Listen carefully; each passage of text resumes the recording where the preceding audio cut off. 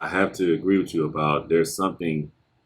Well, and I will go deep in there. I done heard some spiritual things that's going on with California that has to happen. Like they've been that whole area has been demonic for a long time. So it's gonna be some things. It's just gonna have to reap what it sow right now, and it is what it is. Uh, and we're kind of seeing that with some of these The studios sky leaving the sky, turning the forest fires, the yellow. I mean pink. I mean, was it orange? orange, The the wildfire. wildfires. And I said this 4 years ago to a young lady I was talking to. She didn't.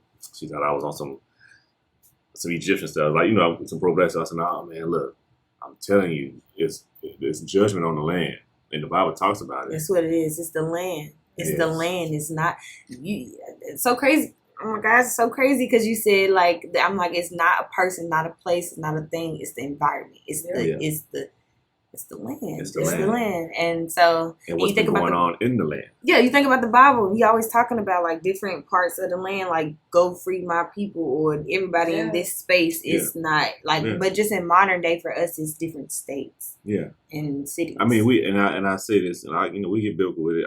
I do feel we live in the Revelations, and I think that yeah, this is Revelation. We're living through that right now. A lot of people think, "Oh, it's gonna be years." No, I think that I don't want to scare too many people, but I think that a lot of things that the book was talking about in Revelation, we're gonna see in the next 5 years, just because. Welcome back to the Rob and Savage podcast. I got another special guest again in a row here, Averianna Patton. Averianna personality. Yes, yes. I'm grateful to have you on the podcast. You're doing big things for my city, our city. I see you every time I get on TV or get on Instagram. You popping up, popping up. My first encounter with you, to be honest with you, was the 40 under 40. Okay, yeah. Oh, yeah. Okay. And that was, I was even happy to be involved with those people. Right. But seeing you there and that was amazing. I'm very very pro black, so that was a great thing. I think that was my first time actually being in a room like full of black entrepreneurial bosses, Yeah. with like being me and not working, not being on a carpet or, doing like some media work. So that was my first time, like, I guess meeting y'all or meeting everybody. So it was A great experience. yeah. You know what I'm saying? I know they're gonna have another one coming up soon. I'd love to be supporting for alumni. Absolutely. Yeah, Absolutely. that was great. That's great. But look, we're gonna dive into who you are. Let's start from the beginning, man. So, where are you from? What area in the city that you grew up in, and we go from there. So North Nashville, came North Nashville, Okay. but I grew up in Haynes Manor. Okay. This all my life, and from there I moved a little bit to Murfreesboro, completed college, moved to LA, Okay. came back to the city, and been doing my big one ever since. Turn up. So That's like real quick. it's real quick, Yeah. but but hey, it's all good. You said something. So you grew up in Haynes. So I say Northeast Nashville. Yeah, it's not because I don't really know where the line crosses. Like when you consider it out east versus out north, and I think up there in the Kings Lane area is like the gray area It's the of gray area. east. I So I give you this. I grew up in the Parkwood, Chesapeake area, that's east. but some people say that's like Northeast too, because you're almost in Madison. It's like it's Park. weird. Okay, yeah, I don't know. Bell Okay, I Shire. say Parkwood is out east. Yeah, I'm always out East guy, but I thought that. So, what high school you went to? If you going to Haynes, I'm hoping you said the right school, but I'm just saying. I was in SA. National Okay, that's School about of the the part. I Arts. get it. Yeah, I Yeah. didn't go to. You gotta put the before you say this.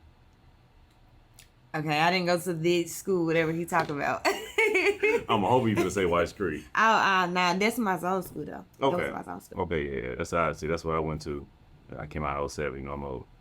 But okay, so you grew up in Haynes with the NSA. How was NSA? I got mixed reviews. Yeah, it was different. I feel like I went to the middle school of the art school, so like you wanted to be able to get into the high school of the school. You didn't want to go to a regular school like I got you. Whites Creek or Pearl or like you just didn't. You wanted to go. You wanted to keep going on the trajectory of like School of the Arts. So, Right. getting in, auditioning, the entire process, it was fun. Academic wise, think they feel me a little bit. But life has taught me everything I need to know. So thus far, up until now. So shout out to Nate. That's major. I'm glad you brought that up because in another podcast that I said is metro schools have kind of since put us behind.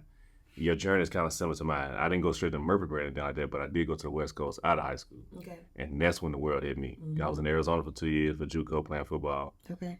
And very big time culture shock. Of course, you from Haynes, so I grew up around black people my whole life, and I'm black. Yeah. So, and I'm mixing it. So going out there, It's different. man, I'm over trying to, I'm be honest with you. I'm at White Creek. If a class work that I wasn't understanding, I would go to somebody that's kind of cheat on their paper or something. Man, no, I go to Arizona, the white kids like this, put their arm, won't let me see shit. I'm like, damn. So it was a big time difference. But I did learn other cultures. I learned how to speak around white folks. That's one thing I will say I can take from it. Because I stayed in the South, I don't know, I might have just been closed-minded in a sense. Okay. So what made you move to Murfreesboro? School, I went to MTSU. Oh, sorry to hear that. Yeah. Okay. You know what I mean? Oh, yeah. Well, I would like to say, we are one of the number one schools in America for mass comm. Oh, okay. It's me. I mean, the voice. Well, of course. Nah, shout out to MTSU though. Like, I definitely stand behind it being one of the best programs in America for multimedia journalism and mass comm in general. So they definitely, MTSU did their big one with me as far as cultivating me and preparing me for the real world. Shout out to MT, man. The mother of my child went to MT, so I know they produce some things. Okay. I'm TSU all the way, so I got to throw my little jab. But I got to love MT though. No, I mean that's home. TSU is home. It's culture, so it's always forever TSU. But I mean, I'm not a tiger, and it's showing because every time y'all got some stuff going on, I am out the loop. Out the loop. Like, but it's fine. It's cool. But yeah, but you Nashville grown, so you always involved to the right. So, right. That's cool. So you go to MT, the mass cop. So what sent you straight to LA other than going to maybe Atlanta or even New York? Because I didn't want to go home. Okay. My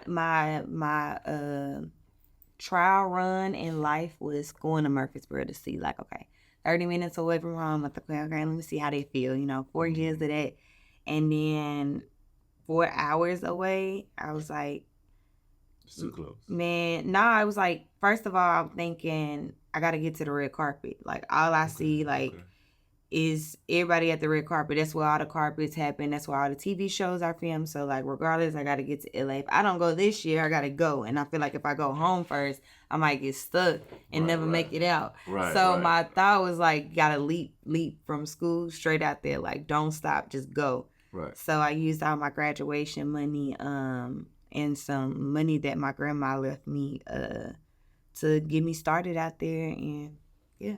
Shout out to Granny. Yeah. Shout out to Granny for that, man. I mean, that's major. That's smart thinking. But you're right. If you want to get out there, you got to get out there where they at. Yeah. Real carpet is a scene. And I learned that real quick in my own journey, being at these award shows with Kurt Franklin and Bobby Jones, and actually seeing how important the red carpet and the green room is. Yes, the networking spot. Man. Those are the two spots where dreams come true. Seriously. For real. And that's why I take my hat off to you. You're doing that big time here. You're the person to go to. I mean, every time I have conversations with people that's in higher ups, entertainment-wise, they mention your name. That's love. I've seen you, so that's good. Yeah, I appreciate that. That's good. I appreciate that. And like I told you, Miss Simmons had a great shout out to you. Yes. She wanted me to tell you that she proud of you. Keep it up. She gonna always be there for you. But yeah, she said she wanted me to make sure I told you that on air. Yes, thank you, Tim. I really appreciate it. I was telling him off air, you have literally had the opportunity to see me go from here to here, 360, y'all. She know who I was, and the woman I am today is 360. So I just appreciate her for always believing in me, because she always saw it. Even when I was getting no's, she always gave me a yes. She always gave me the opportunity to be in the room. So, yeah, now the world can see. Black girl magic. Yeah. You know what I mean? That's real. So, and something I want to dive in with that, because that was a great silhouette with this. So, the name Averianna, the personality. How did you come up with that? And does it have any kind of ties with your spiritual? Because I heard you kind of talk a little spiritual there for a second. Um, how was your spiritual journey as you coming up with that name, that persona, and then going to the West Coast to see how things go? How did that play on your mindset? So the name, the name was given to me, like it was already written. So like when I was in college, I was a news reporter. So I had to be two different people. I always kind of had to be two people in my like Paige Patton, the news reporter, and then Averianna, the personality, the entertainment guru. So I've always felt like I've been split into two people. So Averianna, the personality, is my dad name is Avery. So my name is Averianna Paige Patton, Paige Averianna Patton. I don't know what my first name is, guys. But I'll just say it's Paige Averianna Patton. So I took my middle name and I added the personality to it because it was a unique name. Like I think I had put Averianna into Facebook or Google and it wasn't like a lot of them. But when I put Paige Patton, it was like a zillion of them. So I'm like, God dang, like I want a unique name. So I just put Averianna with the personality, and that was in 2015 at MTSU. And so yeah, that name was already like given to me. And as far as like it being tied in with my spirituality, no, I don't think it has the name itself has anything to do with my spirituality. But moving to the West Coast and getting that experience definitely is a part of my growth and my growth to God, to Jesus, to who you believe in, universe, spirit. So it definitely, it's a drastic difference. Like West Coast, LA, the energy, the vibe, like it's so dark, and then here it's I can see the darkness trying to get in the mix, but it's definitely a lot of light still in the presence in the South or whatever. Like we automatically have that Southern hospitality, so that's already just a plus. So I'm glad you said that because again, we both experienced that, and in Kansas City, I've told her this and others about how things was when I was on the West Coast. It was very dark, like you said. What's saving the people in the South is that Bible Belt. So you still got the Christian values in a sense. Yep. They go out the window on the West Coast. But I'm gonna say something, especially you being a woman. I will say, in my experience, the women was different between the West Coast women and the South. Now the way I'm gonna break it down to you, you let me know what you think. Okay. So, to me, what I experienced, especially them years ago, the black women out there, it's all I did anyway, but the black women out there was very, they was a little bit more humble than the ones on the South. It's gonna sound crazy saying that, but I'll break it down. So on the West Coast, a black woman has more competition than she would in the South. It's a morality thing. Okay. For a woman. I'm just speaking from my perspective because there in LA you can't have morals. You got like dog eat dog. Like what is it? Do you want this position or do you not? You got to do this to get this. Like it's really straight. It's what it is. Versus in the South, women still have a voice to be like, nah, I'm not on it. But I'm even if you're not on there, it's like, okay, forget you, I'll find a way. Right. Hence me. So it's kind of like that. I think that's the difference. I don't think it's like a humble thing. I think it's just out there they just. Well, I guess when I say the humble, it's because of I'm mainly speaking on the dating scene only. Oh. So okay. What I mean by that was I seen some beautiful women, Halle Berry type looking back then type women, but just was happy as heck that I'm even saying something. Low self-esteem. I told you it's a morality. Well, it's a low, but also it's that's why I brought up the whole competition level, because out there, to me, a black man is still a higher, well, a lot of races wanted out there. They wanted that. So, but out there, you got the Asian women, they in shape. You got the Samoan women, they in shape. You Vietnamese, got the everything. Hispanics. It's all types of people down there. Right. But here in the South, the only thing a black woman might have to compete against is another black woman or maybe a white girl. You got to worry about the Hispanics. That's true. You know what I mean? You ain't really got to worry about the Asians like that. So that's why I say the humbleness come in, because like when me and my roommates were talking to the girls out there, women of our dreams was like they was happy that we were saying something to them because of the black men out there kind of look at them as a last resort. So that's what Yeah. I'm getting at. Yeah. I can see why that is a thing, but I mean, it is more options out there, as far as versatility, and I think it's a morality thing. I'm just gonna keep it No, I there get it. because they excited that you're saying something, but it's just kind of like a self-esteem thing because it's like finally somebody noticed me because they're like That's what it crowded was. with the video vixens and the forms, you know, and the mixed girls and things like that. So I could see that. Yeah. I didn't really see a lot of black people down there. So, Okay. yeah, I was just around Mexicans.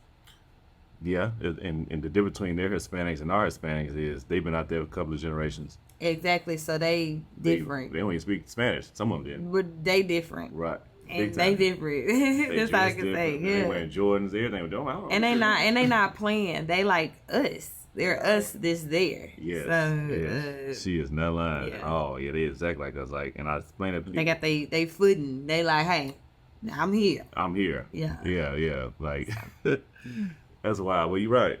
You're right. So, you get the Cali experience, the Hollywood experience. You come back to Nashville.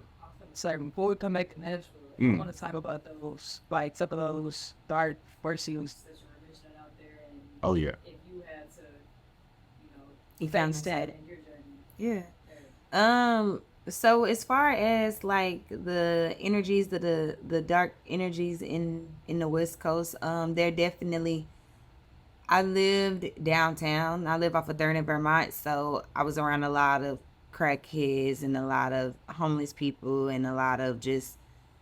I was close as heck to Skid Row, so I would when I would walk my dog, I would like see it was just it's sad. Like every day is a constant reminder of how good you really got it. So that was one of the places I would always feel just uneasy. Now as far as the industry, I mean, it's all around. Like it's all around. It's like and you feel it. It's heavy. Like Yeah. it's yeah. heavy. Like it make you it get in your head. Don't let it get in your mind. You know, it's a feeling. It's not a person. It's not a the place is it is the place. It is the city. It is Los Angeles. It is Hollywood. It is Alpha Third. It is Alpha Hollywood Boulevard. It is just the area, the environment itself. And so and even including in all the studios, from all of them. That's all the studios. So it's just the matter of just understanding your place and knowing your value. If you go to Hollywood and you go down there and like knowing who you are, and you know what I'm saying, so you get rough, you get murky. Obviously, you get shooken up by like, oh shit, it's stuff going on. But you just gotta know yourself, man. It will eat you alive. I've literally seen it happen. Like, and these are people. It's so many yous out there, and so many people who want it so bad. How bad you? I mean, you think you want it bad? Like it's somebody else who want it 10 times more. We'll So do anything. yeah, anything. I'm talking anything. So it's just kind of like making sure you're not so consumed that you are not really knowing your value and like who you are and like what you bring to the table and how unique you are. So yeah, I mean my biggest moment of feeling like that dark energy is I was at a studio one time and I was just like why am I here? It was like me again, like me in the room or in the world against so many people and just feeling so lost. So yeah, and then Skid Row. Like those two reminders, like that's what I vividly remember as far as like dark energy. Right. And then so just staying out there, I guess I kind of got two questions out of that. Like let's see. So what were your biggest lessons out there, or takeaways? And then two, how did you stand out with the crowd like them? Like if it was that heavy in the industry and everybody wants to just you are not even more, like how does Lou stand out? Like it's your I think my standout, I'm gonna answer that one first. My standout was because I knew how to say no. No, I don't. I mean, I want it, but like I'm not. I'm not negotiating my morals and my values as a woman. Like, you know what I'm saying? So it's like, that's what made me stand out. Like, I told her no, and I'm seeing her 5 years later. It's the same girl I told no. It's the same girl I wrote off. It's the same young lady that da da da da da. You know what I'm saying? So that's my standout. And then just being patient, waiting on my moment, knowing that I have an appointed time with Averianna personality name on it. And just staying true to that, understanding that, valuing that, and understanding that I don't need no man, no physical being to make what happened is supposed to happen. It's all gonna be given to me. I don't have to chase. It will find me. So walking in there and understanding that is definitely something I think that has made me stand out. Just because it's like she ate that no, but she kept going. You know what I'm saying? So Testimony. that's definitely one thing I think that makes me stand out. And then like standing out here in my city, I'm the only native doing what I'm doing. I'm really from here. I really went to school for it. I really got a degree in it. I really have been doing this. So, and I really care about my community and about the hip hop scene. Like nobody cared. Nobody was giving us the recognition and the platforms we needed until you saw somebody else doing it. Now it's getting the traction. Now you see that's what people want. Now you hopping on board. It's like, nah, like the me, the Carlos, the him, the real people that's really from the city. Like God is showing. Like he's lifting us up. So, staying true to that, is definitely helped me stand out as well. Just being a native and doing it right for my people. It's definitely set me apart. And as far as what I learned, I think I learned who I was. Like as a woman, I learned like how strong I really was, how resilient I really was, and I wasn't like always in the best of shape. And so like I had to just like go through, like I just had to go through it. Like I just had to go through things to really find out like who I truly was and like how big God really was. I used to keep him in a box where I grew up in. I grew up religious, like I'm Baptist, like shout out to Bishop Walker. Oh, yeah, That's still my pastor, and I still listen shout to him daily. But just getting to know God for myself, like I know what the journalists back in the day said, because all they are, Peter, all them people who was writing there were just journalists, and they just compiled it together and call it the book of the land or the book of law. And it's like I'm a journalist. I'm a new age journalist, so it's just kind of like all of those stories were told from a certain perspective. You know what I'm saying? So it's like understanding that God is so much bigger than what I learned growing up. I think that's what LA taught me. Like that's where I found like I've really seen how big God truly was, and how like some of the things that we judge is God. That's the least of his worries. So I don't know. I just think that's where I learned to let God be God. You gotta let God be God, and so I do that in everything that I do. Like yes, you. You know what I'm saying? Right, I just know right. what I am and ain't doing. So, yeah. I love that response. You brought up hip hop, and this is 50-year hip hop, right? Yes, it's about 50 years. Most definitely. I wanted to bring it up because we got this. It's a blessing that we have a lineup of hip hop artists, and we're gonna put you in that same realm because you're a spokesperson for, especially for Nashville. So you come back from LA, you come to Nashville, you got a love for hip hop and the scene, just to get Nashville back involved with it. I have a love for it too. Me and you both being from here, I used to hate going to other states, and they always kind of categorize it as like, oh, we country, we don't do nothing. That's it. That's all you got. It's and there's nothing wrong with it in a sense, but It is. I know the story. That's why we're changing the narrative. That's true. That's true. But every time I would hear that from people, I would be like, man, but I know some stuff that I don't know. Like we had a past interview, I was explaining to everybody that if it wasn't for Nashville, it wouldn't be no Cash Money. A lot of people don't know that. Yeah. Yeah. A lot of the feuds that No Limit had, no fights happened here. You know what I mean? So it's like all that stuff came to. It's not to glorify anything bad, but something is trying to keep or suppress that, and we know who that people might be. They're suppressing that. But Nashville has a hip hop scene or /R&B scene for years the stories I heard about Jefferson Street when, like, you know, the white artists sneak and get on Jefferson Street to play the music with us, boom, boom. Yep. But it's coming out. I think 70s. in the set where even get 70s, 60s, and then what was monumental is when we got the African American Music Museum. That made a lot of people mad, and I didn't know until I got into these rooms. A lot of people, how Nashville get it? How Memphis didn't get it? How Detroit didn't get it? How Atlanta? But it's written. It's written. written. Like, that's what I'm saying. Like, God, like, it's an appointed time for everything and everybody to be revealed of who they are and what really who's and who's really, you know, doing the work for real. Doing the work for real. You're right.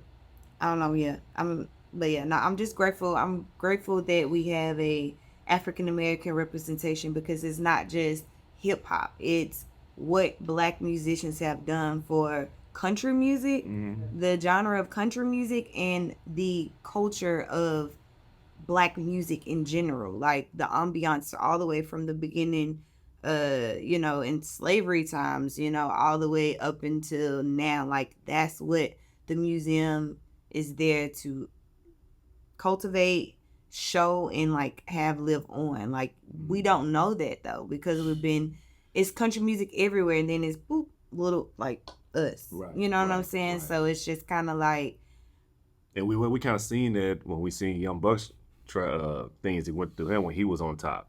Like, even our own city on the white side wasn't trying to support, help, him. cover up. Like, the media was it was just horrible. And that's why the conversation we had off camera was just kind of like, any platform, if you have, I mean, I'm 28 years old, okay? So if I haven't seen you put out a good press release or a good write-up or a good vlog, video, anything like that over the course of me growing up in my city, I'm the platform now.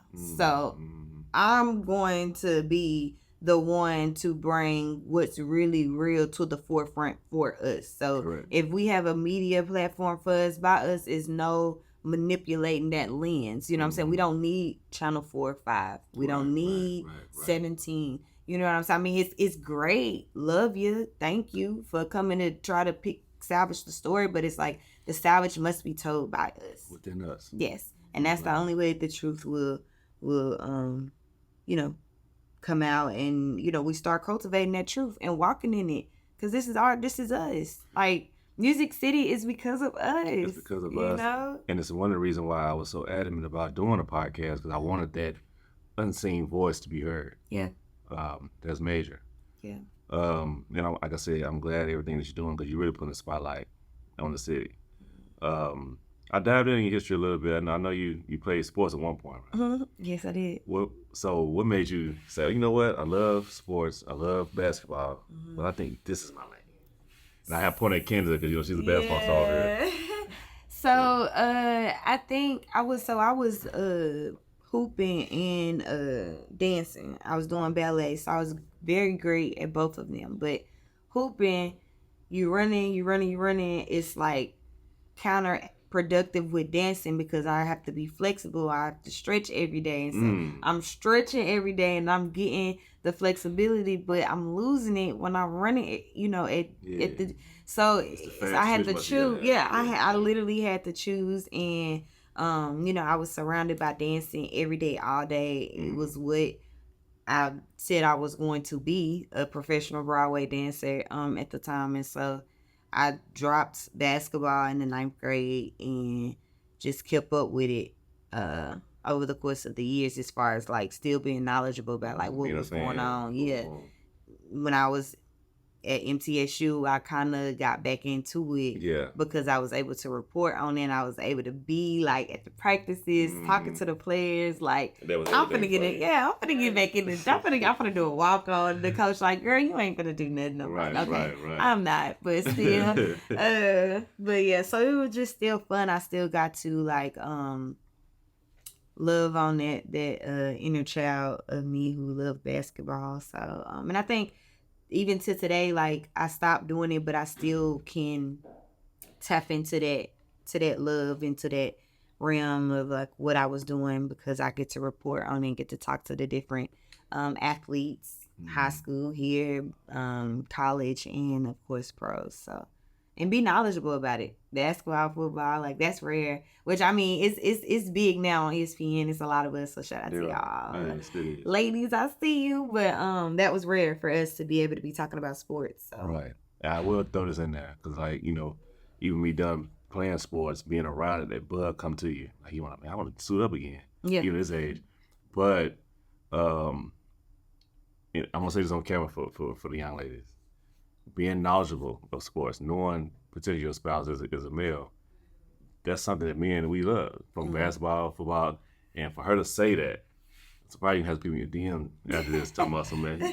What you know about? Well, I mean, look, I'm a journalist, so true. that's what come with it. It is, but it's very rare. It's rare for women to be that knowledgeable on it. I played it, so I mean, I didn't play football, but I still know what's going on and everything. Oh yeah, that's good. So playing sports, and I had to bring this up to you. You know, we love our city, and our city had a traumatic situation that happened. If you can, take us to the situation at the school on the shooting, and again, we mentioned basketball. Yeah. One of your former teammates being part of that chaotic, dramatic thing. How did that feel with you? I know I mentioned spirituality at first. How did that hit you spiritually? Because I feel a aura with you. Because I'm spiritual. I was like, what the fuck, God? What is this? What is this? What is this? Right. I'm doing the work. I'm over here trying to do what I'm doing, and here you go, handing me some shit that I got nothing to do with me. Right. Okay, that's the enemy. That's how I feel. But no, I feel it. I will say this before you say what you. I knew you at the time because of 40 on 40. But when all this stuff happened, I wanted to reach out and have you contact. But even at the 40 for 40, I felt an aura, spiritual aura. That's why I brought it up earlier. And I feel it now too. But I want to reach out to you like, man, what? Yeah, yeah. But I know too many people that shouldn't that. You was on TV, I was like, you know what, I'll just wait till another time. Wait till it cool down. Yeah. Yeah, definitely was upset with God. But that's the part, and that's, you know, I talked about this on another podcast, Cruise Control, shout out to him, but that's what come with walking with God. You know what I'm saying? You gonna have the ups and ups, but you're gonna also have to be in those dark places to shed the light and to do and to speak and to be who God needs you to be in those places. So, you know, it was a very traumatic experience for our city, and like they're still fighting today for some type of rectifying what's going on in the schools. Like I see it every day, and I'm constantly sending my prayers out to the family members. I understand my lane, understand my role, and so I just try to allow the people that's in those positions to do what needs to be done after I've spoken my truth. Now, as far as when it happened, like I was working from home, I was at home, I got the message, I'm like, this is weird. Yeah. Like, I don't know, but I'm gonna hit you back. You know, I hit her back, but I'm like, I don't know. And then something just didn't sit right in my spirit. I'm gonna screenshot it to my dad. I'm like, Daddy, what's up with this? Is this what is this? Does this make you feel eerie? Yeah. He like, yeah. And he responds and he's like, call the school. Like, talk about, I said, Daddy, I went to school with her in middle school. He telling me call middle school. We're 28 years old. So I'm like, what do I do? So I'm Googling, like, you know, who to call or whatever. And obviously the timeline is there all across the world of how I made calls or whatnot. But yeah, it was just, I mean, even still to this day, like, people reach out to me and I still don't have an answer. I still don't know. Like, I don't know. Only thing I have is the last words she said to me. And it was that you're the most beautiful person that I've ever known. Like, what? Like, you know what I'm saying? Like, I haven't had real interactions with her for real since we was on the basketball team. That probably came from you being Averianna, the personality. She's seeing you on that, you doing your thing. Yeah. It and she came to my show too. She came to my show, like, she sat behind my dad. Like, I just think about that shit stuff, and I'm just like, I don't know. Like, you know, it's scary. Like, kind of like slick scary because it's like, for sure. Yeah. But it's like I'm just grateful. I'm just grateful that, you know, the impact that I did have on her was some sort of light. You know, some sort of positive something. You know what I'm saying? So, yeah, nah, man, that was crazy. That was a crazy experience. And like, especially when they hit you up on your DM like that, like. And they wanted to, like, it was painted like we were friends. Like, I'm not saying like we weren't cool, but like we were cool, but like It's middle school we weren't friends. Friends, like somebody I'm talking to every day. We got each other number. You at least got one of my numbers. Right. Like something. You hit me up on Instagram. Come on now. Like that's the level of right. So I don't know. I just the media like the media wanted a story. Yeah, that's it. And so I'm just like, man, I got the same thing I said at 3 this morning. At 5 p.m. this evening. Right. It don't change. I don't have nothing more. Like I sent you out a screenshot. You have everything. Like, and it was fully, you know, we all felt you because like you know you were in tears. Like you was serious. You know, what I mean? It wasn't. I was hearing some people saying some negative stuff that I ain't gonna say. I'm like, man, no, that's real, bro. Like she's a real person. I'm from Nashville. Yeah, like I mean, well, you know, they say don't read the comments, but of course, you know, I'm like, I'm reading like, nah, she said this, so she already the news. She's media. I'm like, y'all, I just got fired from my heart. I am not on any platform actually. Right. So and I guess I got fired, but I quit. But I got you. Yeah, it was crazy. Man, it was crazy. It was like literally the week after. So it was like I quit iHeart and then I went to Texas and then I came back and it was like boom. Sat in my lap. Here you go. Deal with it. You know what's crazy? So of course I have no situation. It's nowhere near. It's traumatic, but it ain't like that. So I don't know if you know I'm real cool with Charleston White, and we had got Charleston White to come to Nashville through the mayor's office. They do an Easter egg hunt, and to speak on somebody crazy will hit your DM. You know how many threats I had in my DM just because of me being associated with them? You thought I was Malcolm X. Like I was getting. You ever seen the movie? And they was calling his house. You're dead, nigga, or you know what I'm saying? Better duck. Yeah. I was getting all that time. I'm like, what the fuck? So, that right there already had you like on alert. So when I ended up going to Dallas to link up with him, and after he came here, I tried to return the favor, and he get the most love in his city. Yeah. Because they know you for real. Like the social media is just a perception, and so that's why I feel. I mean, not to go back, but like I really felt the love from my city. Like that's how I knew that the impact that I was doing was real. Like for me, like for me to know, like I had so many people, like politicians, doctors, pastors, basketball players. Like it was like, okay, no. This for real. This is for real. Like, and I mean, it was the fact that it was during that moment. It was hard for me to really see what was happening because I'm like, I can't feel. It was hard to feel like, well, at least I got to talk to such and such. At least this person called me. At least this, you know, because you still like, you can't say nothing. Like you literally can't move. You can't go nowhere. They everywhere. They at your mama house, your daddy house, your granny house, your auntie house, your job. You can't do nothing. Like you have to literally hide. Like go under wraps and just.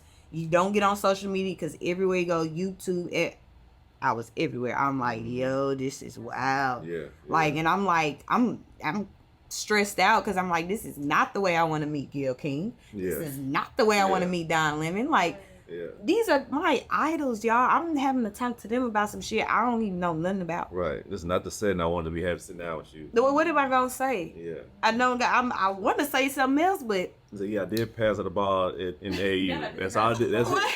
I thought I could tell you. I mean, I ain't seen her since I was, 2003. Yeah, like, yeah. I mean, Hey, I don't really know. You know, she Right. was like, I was like 12. You know. Right. So, but yeah, no, yeah. I say all that to say that it was just a very transitional period for me.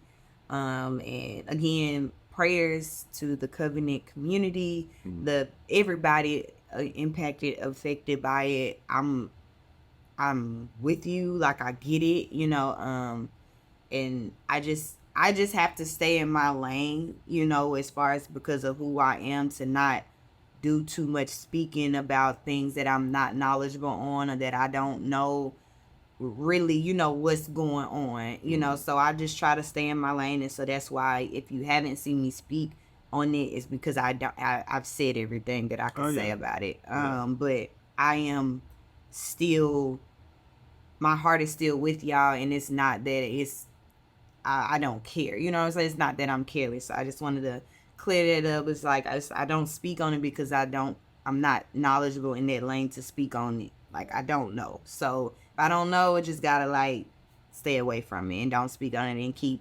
doing what I'm called to do, which is hip hop, R&B, music. That's my lane. Being a light. That's it. question about this. So I know God will allow certain experience to shape us, right? For sure. So, with this experience, what do you think God was trying to convey to you? That I am really the voice. That's it. I've been silenced my whole life, so for me to grow up to be the voice of anything, let alone the whole community, city, Not for real. I'm called to do it. Like, I don't. That was given to me. Like, Averianna Personality was given to me. The voice of CASHVILLE was given to me. Like, I know it's like self-proclaimed, but it's like, it's written. Like, I just keep saying, I have to go back to keep saying that it is written, and I have to walk in it regardless. Like, so that moment brought me, to a point where it's like, you got to get your confidence together. You got to get yourself, your truth, you know your worth, you know what it is, like, you know what it ain't. And, it just built like a very tough skin. And now it's just like, I am who I am. Like, and that's just what it is. So, yeah. I definitely think that's what he was trying to show me, that, like, and, it wasn't just here. It was on the global, like, I'm in Australia, UK. I'm talking to all types of countries about, and it's me. Out of all the people in the world, out of all the people in Nashville, God, let's just start right there. Out of all the people in Nashville, God, me. That's just, like, out of everybody who got podcasts, who's journalists, out of everybody, I'm just saying, from News Channel 2, 3, 4, 5, 17, out of everybody, you pick a native of the city. So, I'm trying to figure, everybody kept asking me why you, we trying to figure it out together. Right. So, definitely. But you're anointed, man. So he chose who we needed to choose. He knew that since you already have a voice, he instilled it in you. Yeah. But he also knew you can handle it. I was gonna say, like, sometimes stuff like that, it's not meant to be understood. Like, how God, in a sense, is kind of not meant to be understood. Like, it just is. Or like, if you are that person, which you are, and that's what it is. And it's like people want you to keep unpacking something it's written. Yeah. Like, that's my statement of, like, when people like trying to get more out of it, it's like, it is written. Like, right. I'm just walking into it. I'm just literally living it out. That person, yeah. Yeah. So yeah. That's amazing. Oh, you got us in there. I said, you know what? I always go deep on people podcasts, and I'm like, do y'all be like, we gotta have Averianna. We're gonna pick her brain because she just, like, I swear we always get like this every time. People be like, dang, oh, that's real though. With you. The last couple, we say kind of like the last 5, we've been getting deep on this level, especially when we bring up the spiritual tip, and I feel like there's a reason why I need to keep bringing it up. So universal shift. Universal, right. Yes, in our mind. it's here. It's here, And I man. feel like God is putting something on us. Well, specifically on me that I need you to be a vessel to teach. I sin. I gotta do better. Listen, and I like that because yes, I go to church. Yes, I am. I love God, but I am not a pastor, not a preacher. I'm not none of that. I am just a vessel that knows the truth, and I'm going to speak it. So it's like attesting to that. Like I still live my life, and y'all gonna see me turn up every time. Now y'all gonna see me live my best life, but I am also. I tell God is with me everywhere. So when you see me turned up, he right there with me. You know what I'm saying? He not judging, like, and that's what I mean by like in LA I found out how big God really was. Yeah. Because the little things that we shun each other for, like, come on now. Like, Even us saying that, even in my past relationship with women, I feel like if they would have went to the West Coast and they come back, they have a whole different way of dating, probably dressing me. Like, okay, I think he might have been the worst ever, not knowing going out there. Oh, it's different. It's a wolves. You know what I mean? And again, a lot of people who never been out of the South, they think that this is all that it is. It's on the one side mindset. No, it's not even that many Christians out there. Like, white. Yeah. You know what I'm saying? Yeah. For one, even if they grew up in church, Yeah. even their church life is different. Church scene is different. We go here, it's majority of us there. You go there, you might be a Hispanic in your church, white person. So it's different. But I have to agree with you about there's something. Well, and I will go deep in that. I heard some spiritual things that's going on with California that has to happen. Like that whole area has been demonic for a long time. So it's gonna be some things. It's gonna have to reap with itself, right? And it is what it is. And we're kind of seeing that with some of these studios leaving. The forest fires, yellow. I mean pink. I mean, was it orange? Orange. The wildfires. The wildfire. And I said this 4 years ago to a young lady I was talking to. She thought I was on some Egyptian stuff, like some pro-black stuff. I said, "No, man, look, I'm telling you, it's judgment on the land, and the Bible talks about it. That's what it is. It's the land. It's the land. It's not you. It's so crazy. Oh my God, it's so crazy because you said I'm like it's not a person, not a place, not a thing. It's the environment. It's the land. It's the land. And so And what's you think going on in the land? Yeah, you think about the Bible. He always talking about like different parts of the land, like go free my people or everybody in this space. It's not like, but just in modern day for us, it's different states. Yeah. And cities. I mean, I say this, and we get biblical with it. I do feel we live in the Revelation, and I think that. Yeah, this is Revelation. We're living through that right now. A lot of people think, it's going to be years. No, I think that, I don't want to scare too many people, but I think that a lot of things that the book was talking about in Revelation, we're going to see in the next 5 years. Just because we already seeing the judgment with the fires. We're seeing these crazy hurricanes. He never had 2 hurricanes at once in Florida. And it's like they've had 5 bad hurricanes in the last 5 years. Like, that doesn't happen. That's true. Then you got the fires up in Canada. Like, it's something that's going on that he's not happy with. And he's ridding that out. And I don't want to say it's not happy with. It's just a transitional period of what what do you say? The last shall be first. That's what's happening. I love that. So, but I think I really get deep on this now. Y'all want to. So when he says that, again, going back to me being very pro-black, I do feel like he's talking about putting us back in the place that we're supposed to be in, but he gonna do it. Yeah. Just like when he said, like in Israel, like he said. Oh, I'm not going to say this, but he said Israel's supposed to be vacant. He said even the people that's in there are imposters. They say who they are, and they not. He said I'm gonna put my people in their righteous place, which is we pro-black, who that is. So yes, and he also said in the end times, which y'all see with our artists, our musical artists, and other things, he said it's gonna become a time where right is wrong and wrong is right. You can't tell me we ain't saying that right now. Yeah. Even when it comes to some of these laws getting paid, passed and all that, I'm like, see, yeah. I don't want to make nobody mad. No. It's like, no, everything you saying is truthful. I I am in this world, but I'm not of the world. So when we talk about like laws and like stuff like that, all of that is man. It's man. You got the spiritual realm and the physical realm. Right. And so a lot of times when y'all see me out, like I'm here. Like I'm not you see Paige, like I'm physically here, but mentally like I'm somewhere else. And so it's just kind of like the force to be present. Like right now, like I'm present, like I'm forced to be present. But like if I was at home, or sometimes even in my car, like I can be driving and just driving and I miss the turn or something just because I'm literally somewhere else. So I mean, just to get back to like what you were saying as far as like with the rules and the laws and like all of that, like I think it's deeper than that. It's deeper than that. It's deeper than that, and I guess I bring it up just because of, even though these are worldly laws, we have no business getting behind it. We just let it be. We don't have. That's what I'm saying. We don't.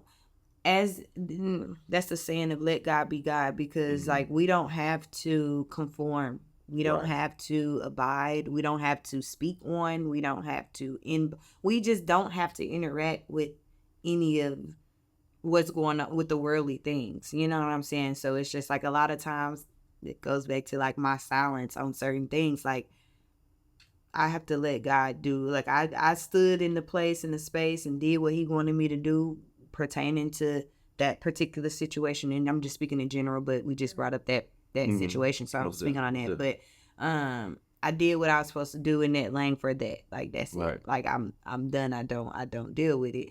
But it's just kind of like everybody's going to be in their rightful position. I said that on this thing with Bishop Walker at church one time when he was like, "Where do you see us going?" I'm like, "I see us getting on and taking back what is rightfully ours." And so whatever that is, and I don't really know if that's like what God was saying, if that's local, if that's universal, if that's a people, if it's a community. I don't know, but what he meant by that. I'm gonna shed some light with that.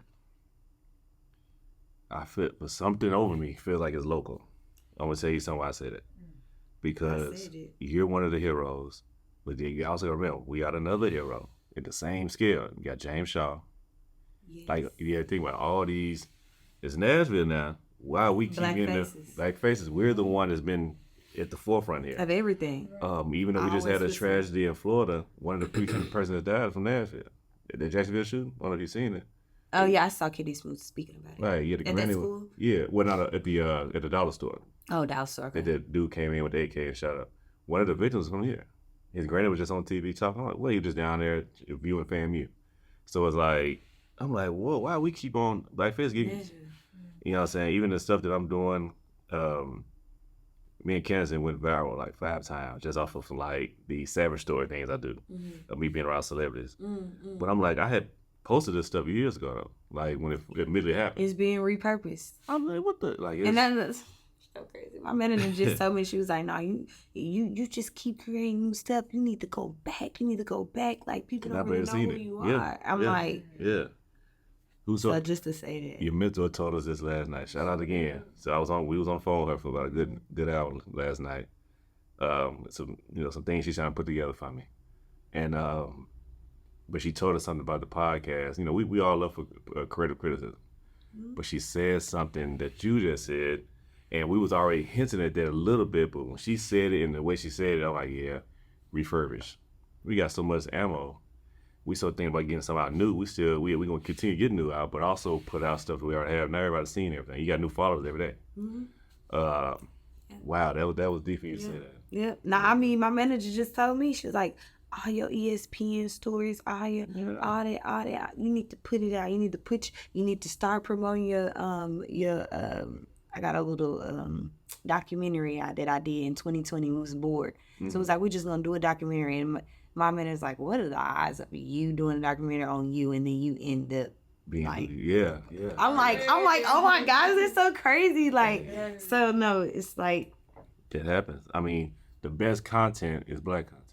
Everybody they want to see us, and that's why I'm so big on the yous, the me's, the other black platforms. Like I don't care. Like okay, y'all have a podcast. I have a podcast. This still just in case I want to say something to y'all, but like my passion like is obviously my TV show. So it's just kind of like we need y'all. We're like it's a team effort. Like it ain't just like I love when like I think I seen y'all collab with the Man Cave. Yes. Like that's necessary. Black men, like I'm just saying, it's like all of that matters. Like, and I see it. So I'm like, when we all work in the black Nashville, the black market, like Right, all of that, right. like all of this, it matters. Like I don't know if they see what's happening, but like it's happening. No, it matters big time, and it's great that you brought that up. At the Man Cave, they reached out humbly. It's so important. Yeah, even Candace brought to my attention today before we got here. One of the guys from the Man Cave reached out for some promo, and this is how you know God has aligned things the right way. Candace, my business partner, and she came to me as a woman about some things she might have seen. I said, "Oh, wow, what's up with this?" But God had aligned it. I'm glad he had, like I told you, I'm glad he aligned it the time wise to show that, okay, like he reached out on a promo, want to see if he can pay for something to get the stuff out there because he's seeing we have motion. And it didn't line up right on like, okay, we receiving some money, boom, boom. But it ended up it landed up right because we got a show in Mississippi in a week. And me and Kevin been waiting all week for my boy to hit me up about where we're going to be staying at with the Charles and White. And then boom, old boy hit us up with a paid promo. And then we also got to pay for our room board, which we're going to go ahead and pay with that money. But The timing. I'm like something special what happened there. I didn't even know about it. I would love to hear. But I'm so glad that, like, cause like, you know, she came to me with concern, and then like, boom, I was able to show, but look, baby, this what it was. She like, oh dang, yeah, but that's how the devil do.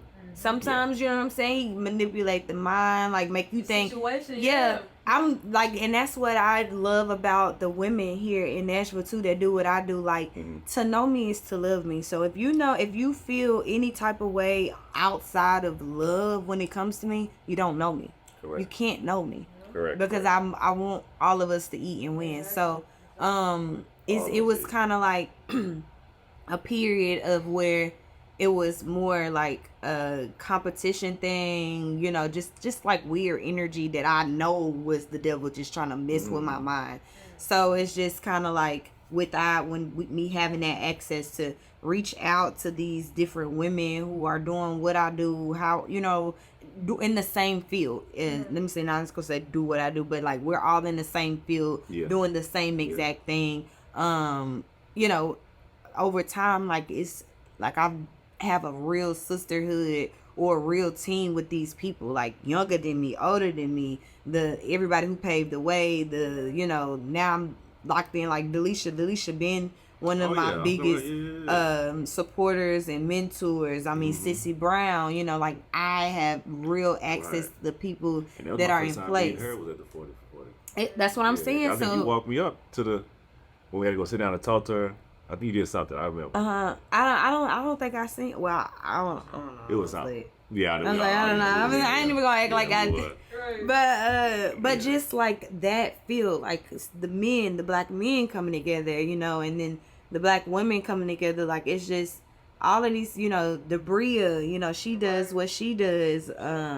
Yeah, I'm just trying to think of everybody. I'm not trying to miss out. Monty Mills, you know, from 101, my colleague. So it's just like all of us are doing what's necessary in our lane, you know what I'm saying? And just to be able to come together and it not be weird, you know, everybody just like shit, we just trying to make it, like as long as we hopped in the pool, like we good, like everybody eating, you know what I'm saying? So that's what I love, and I see changing for us here in Nashville, because it was a lot of like separation, but it's like it was a lot of separation or we had to go to Atlanta, I think, or LA or New York, you know, but it's like, no, this is our city, this is where we at, and we here.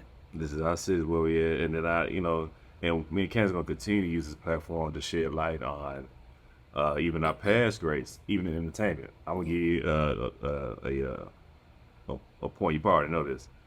You watch Saved by the Bell growing up, right? A little bit.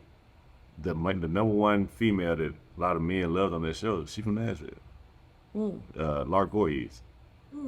Yeah, I mean, to learn about Coco Jones, I mean, Coco it's just a Jones, lot man. of people from Nashville doing big things, but we got pushed to other cities. So now that the light is being shed on the city, we all coming back. We're coming back. We're like, hold on. And my city is on now. Man. I mean, for a long time, I was even on the music scene, even before, but I was always holding on to the whole, you know, Gary Jenkins is the lead singer for Silk, the R&B group. Yeah, please don't put me on the spot.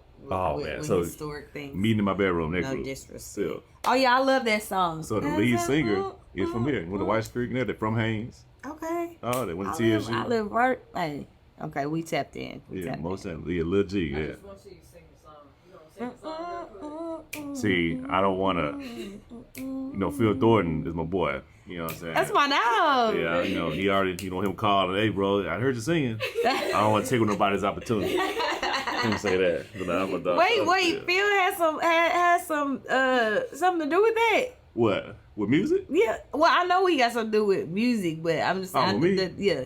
Oh, no. Oh, I'm the playing, I'm still- playing. okay. Oh, no. Oh, okay. I was like, Phil, I was Phil, like, ain't old. dang.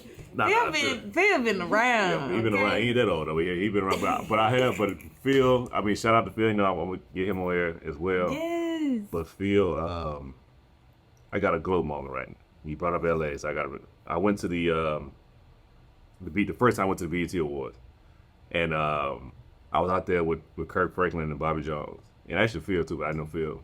Phil had some kind of secret. This is why I knew Hollywood. This is on the good side of Hollywood. This is when I knew things are just different. I was in a room full of people I never thought I'd be in, and Phil was doing something kind of celebrating for Kirk, but he didn't tell Kirk. So he had bought out this rooftop thing, suite. Man, I go in there, I'm around stars I never thought. I mean, this is SZA before she got big, was in there. Someone walked on there, she was very, very antisocial, but I could tell she herself now. But it's a new thing at the moment. It was, man, it's the most, so I can't think of the name, but I was just starstruck in there. And Phil just kept on passing me drink. I was trying to keep up. I want to remember the I night. remember, man, boo. But he had everything checked out. That was great, man. And Phil has also helped me out in recent. And I think you the one that had Yellow Paint hit me up, Phil. And if it was, I appreciate you. That was our first interview ever. Phil's always working on the backgrounds for and I'm still waiting on. We sound crazy. I'm still waiting on this. Oh, you hear that? Look, still waiting on this. So he didn't be up for that. You hear that, man? Hey, yeah, he real deal, man. Like, yeah, Phil. Yeah, he's definitely one of them hidden gems. That's Nashville. Yep. He right here. Yep. A lot of Right people, here. you know, the artist got to go through him. Yep.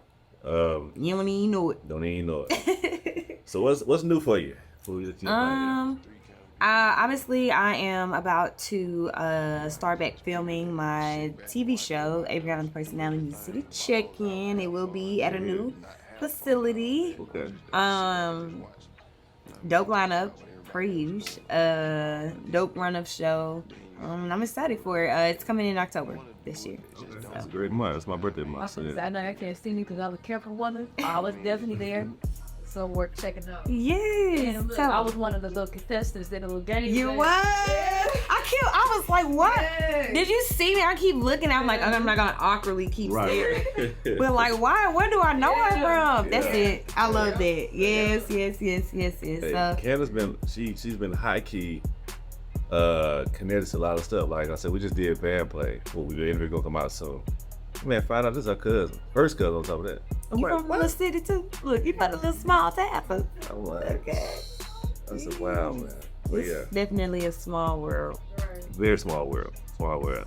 And I'm gonna seek some knowledge when we leave here, because I know you said you don't know Quinn, but you gotta know Quinn Patton. Yes.